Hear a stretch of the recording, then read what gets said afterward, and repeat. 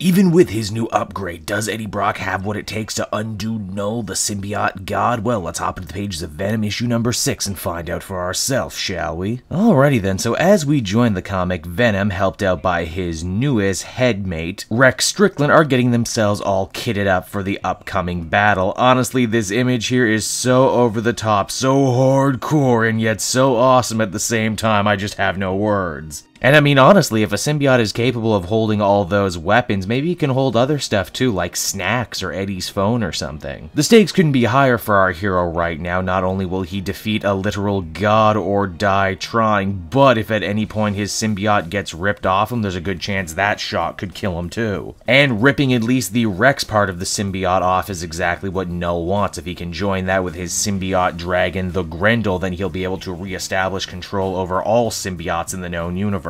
Luckily for Eddie and the Venom suit, Rex Strickland has been planning for this fight since Vietnam, and because of that he was sure to help himself to some of S.H.I.E.L.D.'s tastiest weapons on his way out the door. Including but not limited to laser rifles, a frickin' katana because why not, as well as a bunch of sonic grenades. Oh, to be fair, he didn't get those from S.H.I.E.L.D., he got that from old school Venom villains, the Jury. Venom throws absolutely everything he has at Null, but in the end it proves not to be enough. Null is a god with a mastery over symbiotes, so he's very easily able to rip the suit off Eddie's body. Oh, but here's the twist though. Eddie wanted that to happen. He wasn't sure if he would survive the process, but he was sure to fill his symbiote with a bunch of sonic grenades. This means when Null tries to complete his ultimate design of absorbing the last piece of the Grendel symbiote, he actually ends up getting cut off from way more symbiotes, severely weakening himself. Null's still not defeated, but this has put him and Venom on more equal footing than ever before. The symbiote rejoins with Eddie once again, and they decide the best way to get rid of Null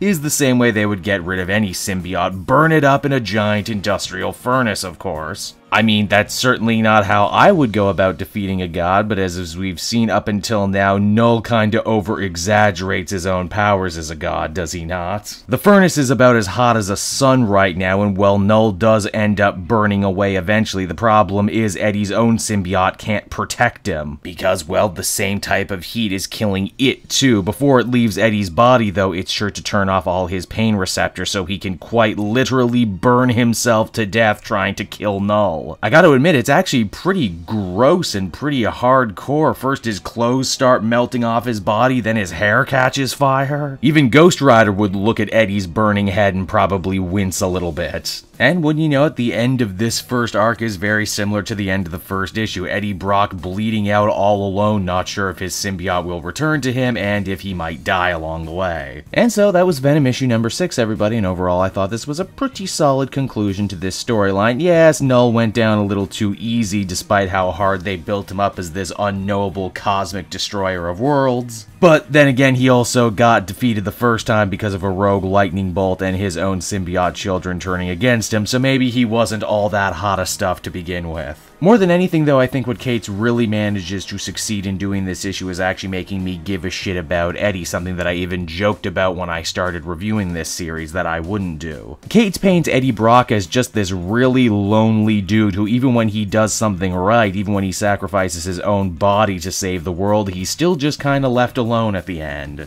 I'm also really interested to see what the fallout of this story is going to be moving forward and what Cates has planned with Carnage and who only knows what else. Overall, I'd give this one a well-deserved 8 out of 10. Pick up this arc if you were trade waiting. Oh, hey there, didn't see you come in. I'm Cape Joel. Thanks so much for watching to the end of the video. I'm just hanging out here trying to figure out how to keep these intros fresh and interesting for everybody. Like the video, that would be nice, I'd appreciate it, but I'm not going to push you to do it. You can also follow me on Twitter and Facebook at Cape Joel, so you can keep up to date on what I'm doing next. I have an Instagram. I feel like I don't push the Instagram enough, but I have it.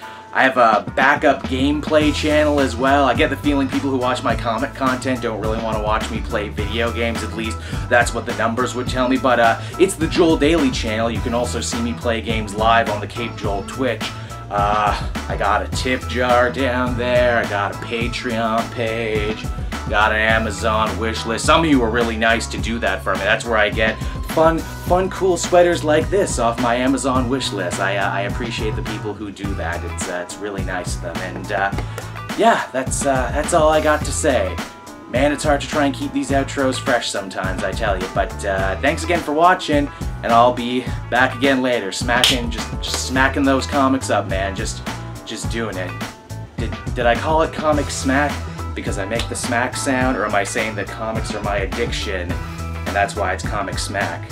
I dropped the comic smack after a bit because the channel is called Cave Joel. I should really have called it all comic smack from the beginning of it. Oh, well, hindsight's 20/20. Goodbye, everyone.